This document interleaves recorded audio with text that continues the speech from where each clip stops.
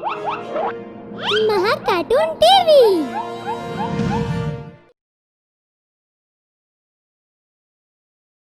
मृत्यु के देवता।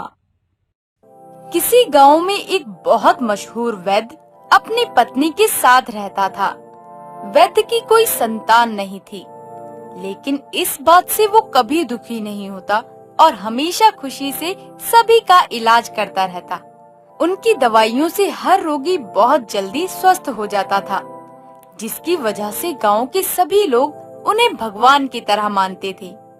इसी तरह समय बीतता जाता है और एक दिन वैद्य के घर में बच्चे का जन्म होता है, जिसे देखकर वैद्य और उसकी पत्नी के साथ पूरा गांव बहुत खुश होता है। हम इसका नाम लखन रखेंगे। ये बड़ा होकर मेरी ही तरह एक वैद्य बनेगा और गांव में सभी की सेवा करेगा। इसी तरह समय बीतता रहता है और देखते ही देखते लखन बड़ा हो जाता है तथा अपने पिताजी की तरह एक वैद्य बन जाता है। एक दिन लखन और उसके पिताजी घर में बैठकर बात कर रहे होते हैं।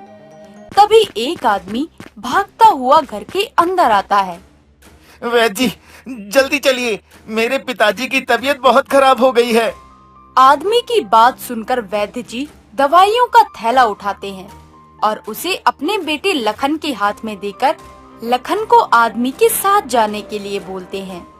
जाओ बेटा, एक वैद्य की तरह तुम पहली बार किसी मरीज के पास जा रहे हो, इसलिए जल्दबाजी या घबराहट में कुछ नहीं करना। लखन अपने पिताजी की बात मानकर उस आदमी के साथ चला जाता है। मरीज के पास पहुंचकर जैसे ही लखन उसका इलाज करना शुरू करता है, तभी उसे आदमी के सर के पास यमराज खड़े हुए नजर आते हैं। यमराज को देखकर लखन एकदम हक्का बक्का रह जाता है। चिंता मत करो, मैं यहाँ इसे लेने नहीं आया। मैं बस तुम्हें ये बताने आया हूँ कि तुम्हारे अंदर एक अनोखी शक्ति है और उसी के जरिए तुम मुझे देख सकते हो। आज के बाद तुम जब भी किसी भी मरीज के पास जाओगे, मैं तुम्हें वहाँ उनके पैरों या सिर के पास खड़ा हुआ दिखाई दूंगा। सिर्फ पैर और सिर के पास ही क्यों? क्योंकि वो तुम्हारे लिए एक संकेत होगा। अगर मैं मरीज के पैरों के पास खड़ा रहूंगा तो उसका अर्थ होगा कि उस मरीज का जीवन समाप्त हो गया है, और अगर मैं मरीज के सिर के पास खड़ा रहूंगा तो मतलब होगा कि अभी उस मरीज का जीवन शेष है। यमराज की बात सुनकर लखन हैरान हो जाता है और मरीज का इलाज करके वापस घर की तरफ बढ़ने लगता है। यमराज ने तो मेरी सभी दिक्कत दूर कर दी। अगर वो खुद मेरे पास आएंगे तो इससे मेरा और गांव वालों में से किसी का भी समय बर्बाद नहीं होगा तथा मैं जरूरतमंद का भली तरह इलाज भी कर सकता हूँ।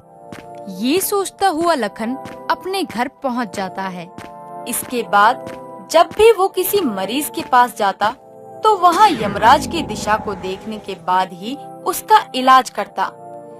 इस तरह समय बीतता रहता है और गांव में सभी लखन की भविष्यवाणियों से चकित रहते हैं।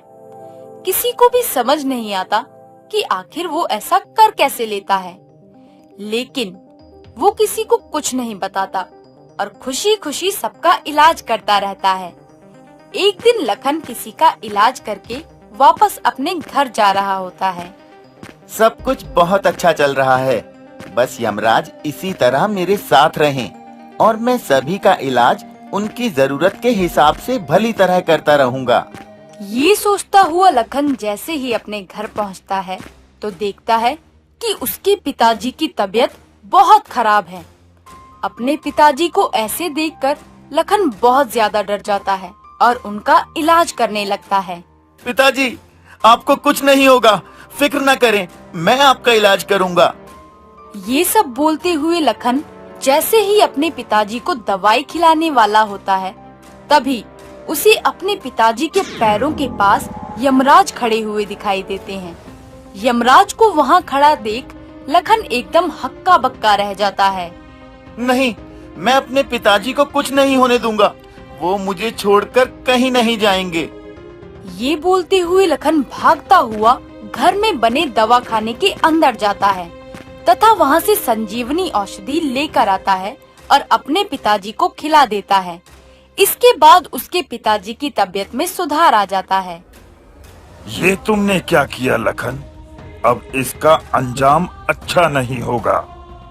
इसके बाद यमराज लखन के कंधे पर हाथ रखते हैं और लखन तुरंत प्राणहीन हो जाता है तथा उसके पिताजी एकदम ठीक हो जाते हैं। तो दोस्तों, इस कहानी से हमें ये शिक्षा मिलती है कि जो चीज हमारा भला करती है वही चीज कभी न कभी हमें नुकसान भी पहुंचा सकती है। अगर आपको हमारे वीडियोस पसंद आ रहे हों तो इन्हें लाइक करें, चैनल सब्सक्राइब करें और हमारे कार्टून शो सबसे पहले देखने के लिए बेल आइकन दबाना ना भूलें।